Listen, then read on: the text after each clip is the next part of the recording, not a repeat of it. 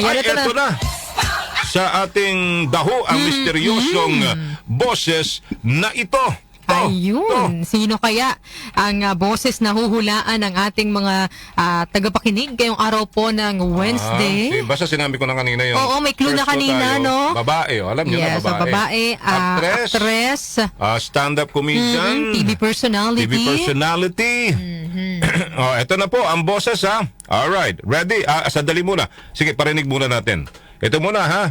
Nagpakasal ako sa lolo mo. Pinili ko ang buhay na ito dahil alam ko ito ang dapat sa akin. Hindi ako masaya, pero mayaman ako. Kaya kung nakatiis ako, matitiis mo rin, ha? Nakapangantara. Okay, we have from Malabon City si Emmanuel Mendoza. Good morning po sa inyo, Mang Emmanuel. Good morning po. Yes, ilang taon na ho kayo? 54 years old po. 54 years old. May pamilya. Single parents po. What do you mean by single parent? Hiwalay ho kayo? Hindi po, nagkaanak lang po sa pagkabinata po. Hindi na ho kayo nag-asawa ulit? Hindi na po. Takot ho ba kayo sa babae? Hindi naman. Hindi Pero naman. ang tanong ko ho, matagal na ho ba kayong listener namin? Yes po. Bakit to? Matagal na po. Sa edad mo, 54 ka pa lang eh. Bakit nahilig ka dito sa aming himpilan? Hindi, kasama ko kasi yung airmat ko, yung mother ko. Ano pangalan ni Ermat? Si Rosalina Mendoza. Rosalina nandyan ba siya? Mendoza. Nandyan? Opo, nandito po. Nanay kasama ko. Rosalina Mendoza ng Malabon. Magandang umaga, Nay. Okay. Kayo silent listener, hindi kayo nag-text-text, no? Bihira. Opo, first time po. First time. Alright, sana mahulaan mo, Emmanuel, ang ano po, ang ating pong Mystery voice. Gusto mo ba ulitin ko? Pwede po. Sige, ulitin ko, ha. Pakinggan mo mabuti yung boses. Nagbigay na kami ng kanina, ng clue. Isa siyang actress, TV personality, at stand-up comedian. Babae siya. Nagpakasal ako sa lolo mo. Pinili ko ang buhay na ito dahil alam ko ito ang dapat sa akin. Hindi ako masaya, pero mayaman ako. Kaya kung nakatiis ako, matitiis mo rin, ha? May mga humuhula. Tulad ni Ana Apostadero Mago. Tama? Ang hula mo ay mali. Ay, mali. Mali po, mali. Sana si Manuel, tama ang Manuel, kanyang sana hula. tumama ka, ha. Marami ang nag-aabang. Alright? Wala pa po isang tufa. Isang clue pa. Alright, sige. Ikaw na, Darlene. Oo, ito. Sige, ang ating clue number 2, siya po ang original na tinawag na Queen of Daytime TV. Nakilala sa kanya mga naging programa gaya po ng Kompanyero at Kompanyera noong 1997 at sitcoms tulad po ng Only in the Philippines noong 1997. Mali ho ang sagot ho nitong si ano naman. Ay de las Alas, Tito Homer ay mali. Mali. Maling-mali po. Ay, sorry po, Ayan. ba't palakpak So si kaya yun? Emmanuel, sinong yung hula? Babae ito. Bibigyan na kita ng isa pang clue.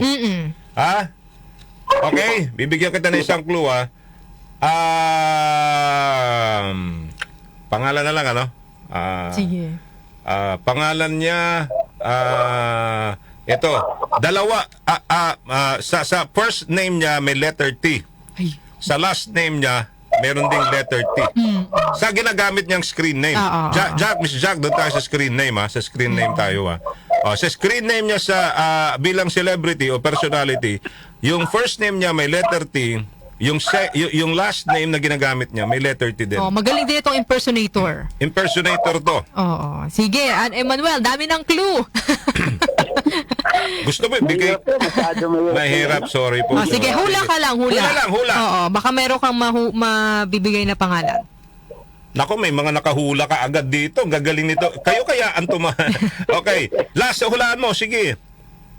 Wala na po. No choice po talaga. Hindi ko No choice. Nawala Sige. talaga kahit sinong Okay, pangalan. sorry. Emmanuel. Sorry, Emmanuel. Tawag ka na lang ulit Tawag next ka na lang time. ulit. Okay, next time na lang. Thank you. Okay, thank you. Maraming salamat po. Thank you, Emmanuel. Nanay Rosalina, good morning po sa inyo dyan sa Malabon. Merong mga nagme-message sa akin. Hindi ko muna sasabihin kung tama ang ano nila. Okay? message po dun sa nating text line. Jete Sibug Esteban, Patrick Lasanas, umayos ka. nagpapakita ka pa ng picture eh.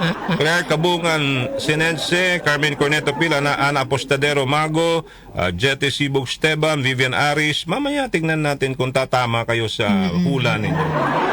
Okay, next caller on the line. Meron ba? 8:33. Alam mo, may nagsabi sa akin kanina, ang ganda raw nung Zumba natin. Oo.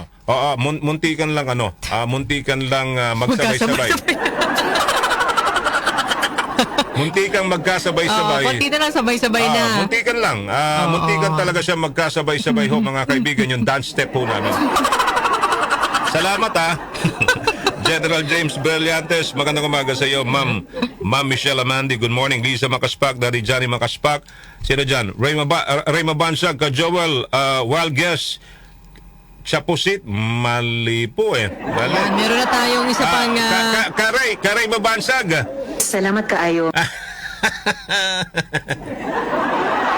Si ano to, asawa ay tatay ni Judel. Ang ating special child na si Judel, na pag hindi naririnig si Brian at hindi tayo naririnig dalawa, nagagalit. Kay Misha, mahirap umabsent dito. Oo, magagalit. Asawa ni Ma'am Josan. Sir Joseph, good morning. Good morning, sir. Idol. Additional info. Galing siya sa advertising industry dati. Okay, ulitin natin yung boses po Sige po. Oo. Okay, ito na po. Nagpakasal ako sa lolo mo. Pinili ko ang buhay na ito dahil alam ko ito ang dapat sa akin. Sa drama ba to? Hindi ako masaya, pero mayaman ako. Kaya kung nakatiis ako, matitiis mo rin, ha? May teleserye siya, di ba? Oo. Pero parang... Kontrabida siya, sandali lang, no? parang pinatay na sila sa... Kasama yung asawa niya, pinatay, di ba? Oo. At ongoing yung teleserye. Okay. Sana hindi makita nung director nung teleserye yung video natin sa Zumba. Baka kasi, di ba? Operan din tayo. Kasi ang dami na, lumilibo na yung likes sa YouTube. Sir Joseph, Hello, sir. Wala na bang ibang clue? May teleserye ho ngayon. Kontrabida po siya. Kontrabida siya. Tapos ang nangyari, pinatay sila nung asawa niya. Kilala mo yung asawa niya, Ano po yung yung letter ng binigay nyo kanina po? 2 T. May T sa pangalan, may T sa apelyido. Letter T as in tango? Yes, Tango. Tango. Tapos yung apelyido, Tango rin. Asawa ni Lolo. Bigay ba natin yung pangalan ng karakter niya, partner? Baka mahulaan na. Bibigay na namin. Ito, alam ko si Ma'am Josan kasi, marites din yan eh. Ang karakter niya doon sa teleserye, si Bitina. Ang pangalan niya ay Bitina doon sa kanyang teleserye. Bitina. Hello, yan na! Ma'am Josan, Si coach Lolo, nyo na. asawa niya doon, si Lolo General. Ala! Na dating Lolo General sa isang teleserye na umabot po ng ilang taon. Nako, Sir Joseph, anyamit din po, awanin. Magbibilang na ako. 10. Sige. Maghula ka na lang, baka mahulaan mo. tumama ka. Nga po ako na ihuhula. Kasi ang dami na nakakahula, T. Dalawang T. Sa first name at saka sa surname. Alam mo, minsan mahirap din talaga di ba? Anyway, ano sir, sirit ka na. Sige sir, hindi ko alam eh. Hindi ko alam. Sorry, hindi po si Telma Verabilus yun. Kasi Belus po yun, hindi po yung Telus. Telma Verabilus, mali po yun, mali. Ayan, Okay, sige. Sir Joseph, better luck sa susunod next time, na lang. Sayang nakakadalawang Kaya nga sayang talaga Sige lang. Alright, thank you, Sir Joseph, Ma'am Josan. Salamat din. Salamat. Hindi nyo ba napapanood ito? Oo nga. Yung mga nakakaalam, mag-message po kayo sa text line natin. Baka kayo na yung susunod na Actually, tatawagan. mag-message siya kayo, baka tawagan kayo. Kasi wag nyo akong i-message kasi hindi kayo mananalo Kaya sa akin. nga. Ito sila, Ana. Ana, magtrabaho ka na nga dyan sa LTO. Ulitin mo yung text line. Tita Flor de Leon. Sige. 0929-321-8738. Alright. At si Manding Isguera, Rosalyn Hernandez na nagtatatalon na ngayon dahil binabati natin Mayet Centeno, Orly Victoria, Elsa and Ernie Borja, Cora Jimeno, Teresita Aquino, Linda and Joseph Gabuay, Lenny Quinto and family, Dennis de Leon and family ng Suklaban, Mexico, Pampanga. Yung topic natin, nabura na. Tenement pala yun, ano? Tenement, yung... Tenement. Parang yung isang, saan ba yun? Yung sa Smoky Mountain, di ba? Yung bahay parang yung sa Smoky Mountain, tama? Yung parang, 5 palapag, mga parang ganon. apartment niya na per palapag lang talaga. Parang ganon. Yung iisa lang yung dadaanan ninyo, pero yun, kwarto-kwarto yun. Kwarto-kwarto. Ganon ba? Yung sinasabi nila? Yes, ganun yung condo. Hindi siya yung katulad ng alam nating condo na parang maganda, mamahalin. Yung mga condo dyan, no? Yung mga condo rito. Oo, hindi ganon. Okay, so parang ito, mga lang. Tulungan mo nga ako dito, sir, nakalimutan ko ang pangalan nito, yung kaibigan natin si Malonzo eh. Sir, Si Dong. Sir Dong, tulungan mo nga kami anong klase yung pabahay ng Dishon, how are we going to describe it for them to understand na yung difference niya. Okay. Ito partner, meron na tayong pangatlong caller mula sa Antipolo City. Medyo Betty Tambuong Tambuong ng Antipolo City. Magandang umaga ho, Aling Betty. Aling Betty, saan ho kayo sa Antipolo? Bagong Nayon 1 po. Bagong Nayon 2? 1. Bagong Nayon 1, doon sa looban, Opo, Sa Gate 1, Gate 1. Gate 1. Kogyo. Okay, ilan taon na ho kayo? 23 po. 23? 73. Nagulat ako. Akala ko din may Sabi ko, ba't gano'n ang boses nyo? 23. 73 na pala. Kayo ho ba ay buhay pa si daddy? Po. Si asawa, may asawa? Opo. Ilan? I mean yung ilang taon? Kasama ko. Anong pangalan ng asawa nyo? Pedro Tamboong po. Ano na? Pedro Tamboong Jr. Sige, hindi ko na ho naintindihan. Pero, malamang ito si ate, to? Feeling ko alam niya yung... Tutok na tutok ito. Feeling ko alam niya yung sagot. Ulitin ko lang yung boses para malinaw tayo, ha? Marami na nakakaalam, eh. Nagpakasal ako sa Mga lolo mo. Marites. Pinili ko ang buhay na ito dahil alam ko ito ang dapat sa akin.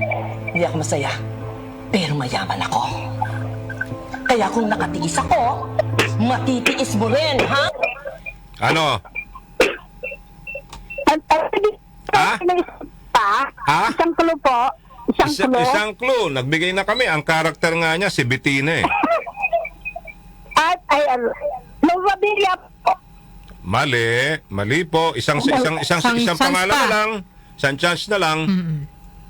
Mali ho yun. Sayang ho ito. Bettina ho.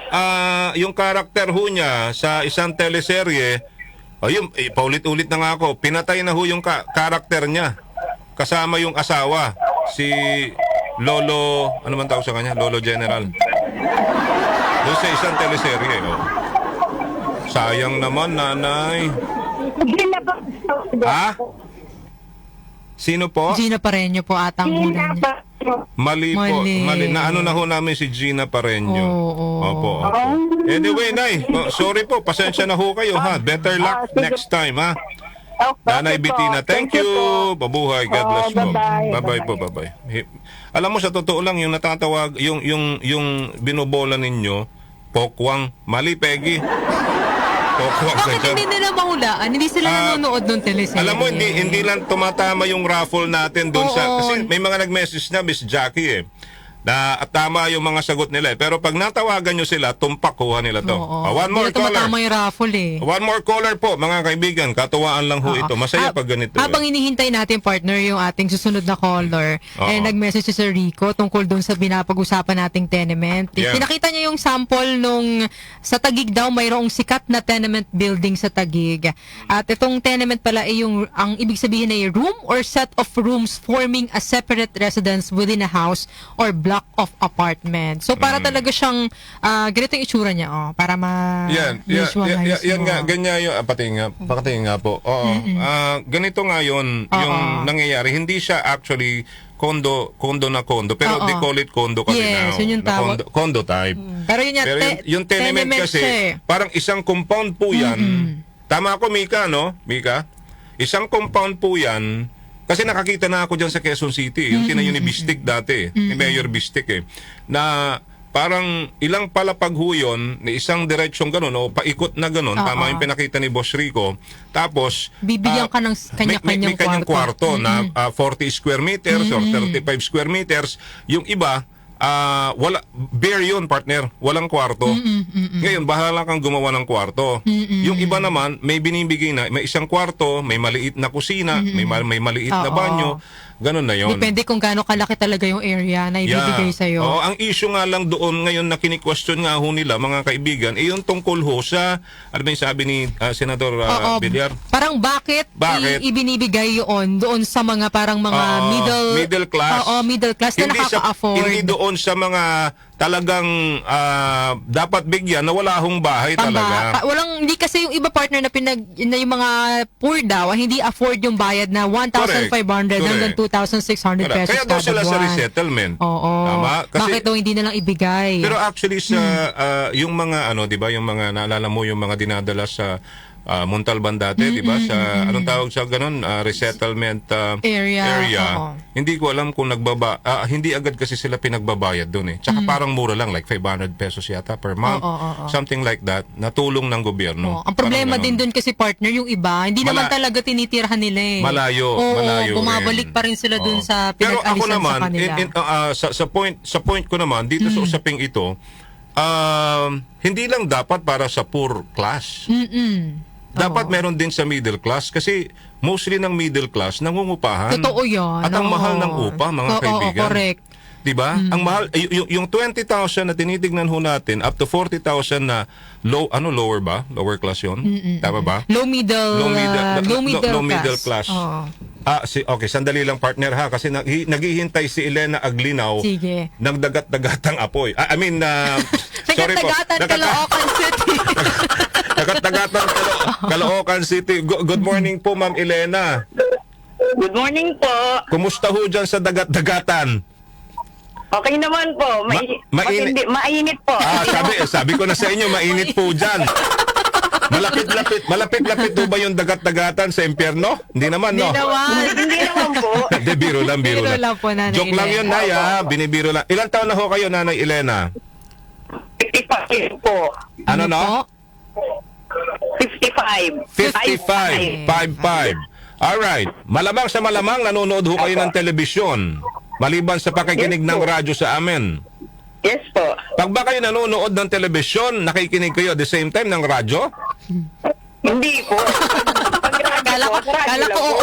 So anong oras kayo nakikinig ng radyo dito po sa sa istasyon po natin? Start po ng hanggang Ako, Chabi ko kayo. Sumachabi kayo. Sayang baka di... po yun. Ayan. Chabi po, chapi. Umpisa po ng umaga. Alright, Ayan. umpisa ng umaga. Hanggang gabi na po yun kasi po yung nanay ko po, silent listener din po ng DWW. Ano pong pangalan ni Mami? Enita Manalang po. Elita? Nenita. Nanita Mangalang. Ayan. Okay, sige. Nanay Ninita, good Nanay morning. Ninita. Ate Elena, Yes po. kailangan pa bang i-play yung voice o hulaan mo na? Pwede po hulaan ko na po. Ay, parang ako. sure na sure siya. Okay, sige. Anong hula mo? Sino? Tessie Tomas po. Ha? Tessie Tomas. Alright. Tessie Ngayon, Tomas kaya? Tessie Tomas kaya. Ang tamang sagot ay si... Tessie Tomas! Congratulations! Tessie Tomas nga po. Congratulations, Ate Elena Aglinaw. Bali po, i-message nyo po sa ating text line yung inyong kompletong address para po maipadala po namin ang inyong papremyo. Kompleto po, nanay ha? Kompletong address po? Opo. Sige po. Sige. Thank you. Maraming salamat po sa inyo. Thank you. Congratulations, Tessie Tomas, mga kaibigan ng sagot. Si Tita Telma tumatawag sa akin. Tita Telma. Hindi pwede. Hindi pwede. Binigay na natin yung Bettina sa Batang Quiapo, di ba? Yes. And award-winning actress. Ano pa ba? Impersonator. Yan. Kilala siyang impersonator ni na Amanda Pineda, Senator Miriam Defensor Santiago, Imelda Marcos, ayan yung mga... Cory Aquino yata, in-impersonate niya Talaga rin ba? Ang tunay niyang pangalan ay Teresita Winstead Hermosa. Yan. Kilala siya sa Philippine showbiz. Ang pangalan Tessie Tomas. Isinilang noong October 31, 1950 at napanood bilang kontrabida sa TV series na Batang Quiapo kung saan ginampanan niya ang karakter na Bettina.